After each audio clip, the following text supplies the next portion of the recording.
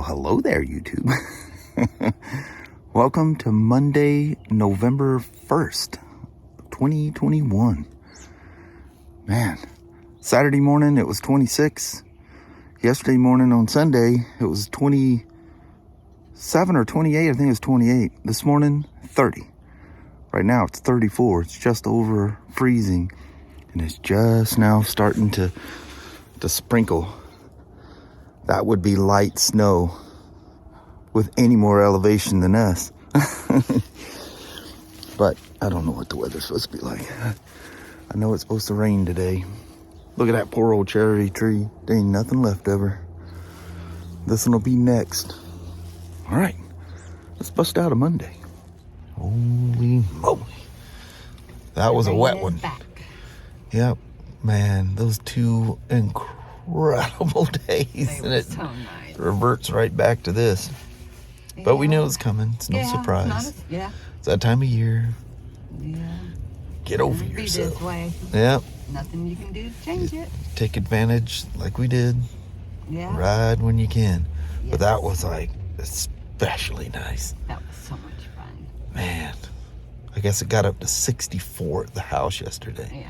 That's crazy. I'll take that for Halloween. Yeah. All right, starting a new week on a new month. Yep. All right. Let's get at her. Yeah, buddy. All right. I'll see you throughout the day, Mama. All right. Love you. See you. Bye. I love ya. Look who's back. So BMW has me. I got the little terminal cleaners. See if we can get a light on here right quick if I don't drop the phone. Get in there on that, but that's the terminals that plugs in the throttle bodies. Isn't that funny how that looks just like a Spider throttle body? Probably because it's a Bosch. But one of the codes is it's saying that the throttle plates are sticking.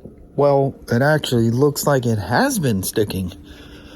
And you look down the intake track of this thing and you go, holy moly. That is old, dead fuel. That is either really bad fuel or a lot of short running. And that bad fuel will accumulate over time and cause all kinds of problems. I should have shown you this before I cleaned it off. It has all kinds of spit back. Not that the compression leak down's fine. It's just old fuel not burning and it's getting back flushed. It's nasty. It smells old as well. So I'm chasing a ghost thinking it's BMW's problem. I don't think it's BMW's problem at all. I think it's being short run. A lot of short runs. So I'll be talking to him. He's a cool guy. Super cool guy, actually. He's got a handful of BMWs. But, yeah, may have found the source of the problem. 10 miles. You hit that starter button and that engine starts on any modern big motorcycle, 10 miles. If you work closer than that, buy a scooter. Buy an e-bike or something. Don't take your very expensive high-tech motorcycle. They do not like that. They never have liked that. I was going to show you. This is that weird tool. This is a special BMW tool.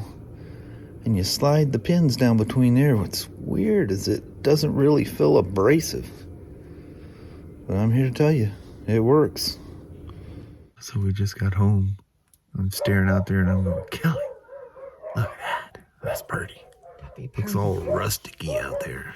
It does. Sky's breaking up a little bit. It was raining in Vancouver.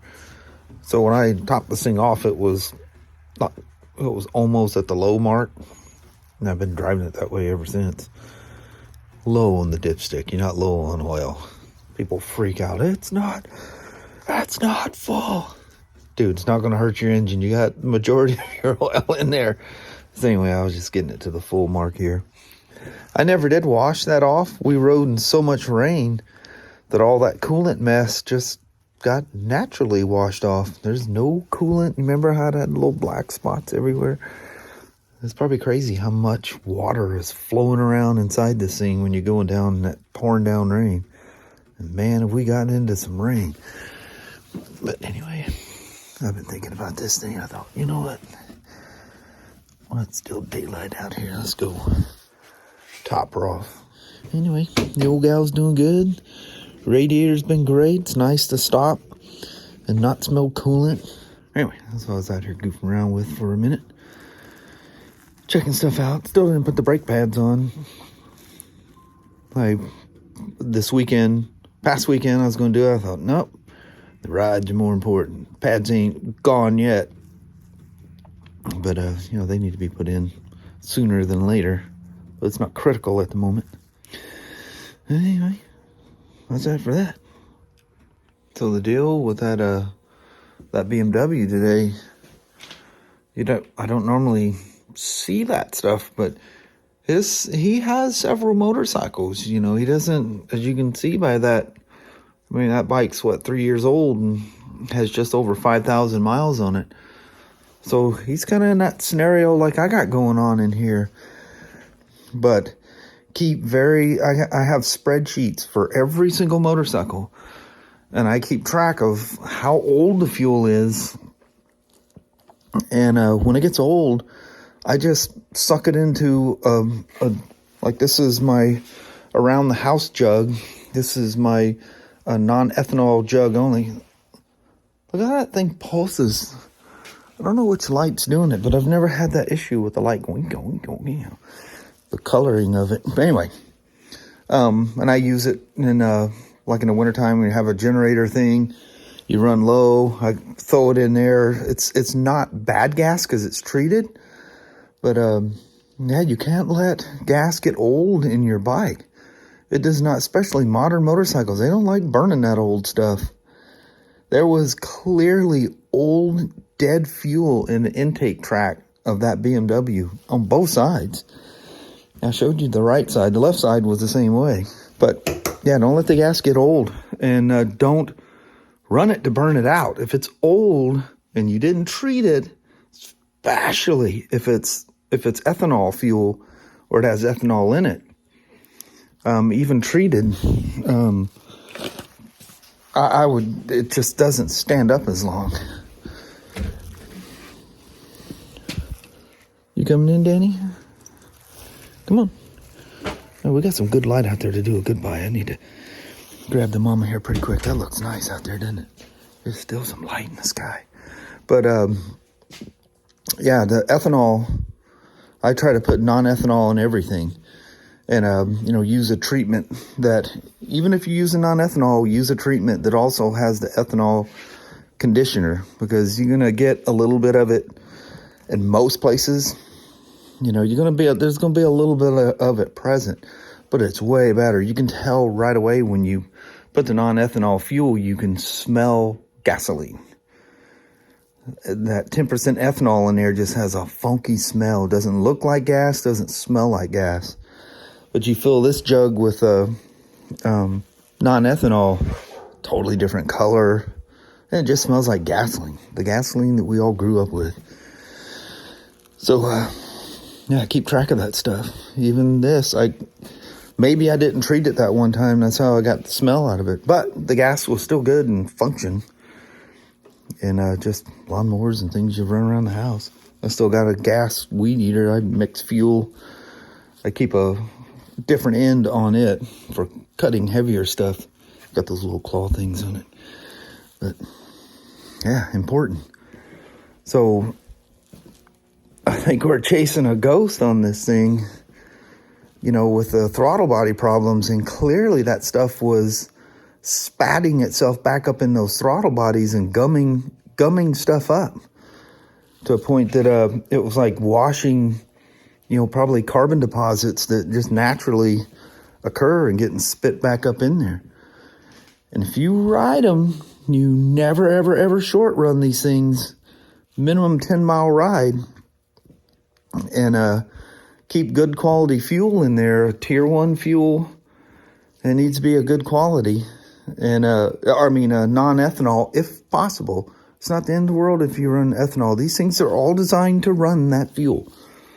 Like on a race bike, you run that thing for the weekend, you need to completely evacuate all fuel out of there because there's so much ethanol in it. But in the race fuels, whatever ethanol, whatever's in there, they use to boost that octane up so high, it just immediately attracts moisture. So you need to get them out. You remember we had that BMW race bike, and I was reading the rules on that thing. Everything has to be evacuated like immediately after you're done with it. And we've seen the guys with the racing 4-strokes leave that stuff in there. We've pulled the top end off of those things, and it looked like somebody poured sugar in it. And what it is, it's where the aluminum, literally, the ethanol ate the aluminum. And it's just dust inside there. It's crazy. But it locks them up. It ends them pretty quick. So anyway, one of those little lesson things. Never in a million years would I expect that. But I guess I never really paid attention to the miles he has on. That's really low miles for the age of the bike. And as soon as I look down that intake track and I just see old dead fuel, what I see is a bike that's being short run a lot, and most likely with old fuel. I don't have the tester stuff at work to pull it out and test that kind of stuff. I should look into getting something like that, because that'd be good to know, to have stats on, look, you have like 18% ethanol in here and the fuel is junk. Get that stuff out of there. But yeah, the throttle body, the reoccurring throttle bodies on that thing is, I think, literally no fault of BMW whatsoever. It's just a bike that's not ridden very often. I hope. He's been around motorcycles enough. I know he's got to know not to short run things ever. Especially, from in the 49 states from, I don't know, somewhere in the 90s, whatever, when the evap systems, 1980. That's when the vapor recovery thing started happening. And the crankcase, the moisture in the crankcases don't evacuate as fast anymore. They always, collected moisture. You had to run them, but it gets recirculated and shot right back down the intake again. Even though this thing doesn't have an evap, the air is recirculated from the crankcase into the air box and rebreathed. So while it's in that heavy moisture mode, to give you an idea, I started the BMW up yesterday, walked behind it to shut the garage door, and the exhaust spit right in my face. And it had only been running, 35, 45 seconds or so, not even a minute. Because I don't let them sit there and idle very long. I don't want the heads to swell. It's just not a good thing to do that, ever. Warm them up for a minute or two, roll away easy, and then they warm up quicker, they warm up more even. It's just really good for the bike. It's really bad to just let them sit there and let the cylinder head swell. That's where all the heat's at. And they're not getting cooled. Of course, the BMW, it's a water-cooled head. It's kind of like a twin-cooled Harley. But still, not good for them. Not good for your car either.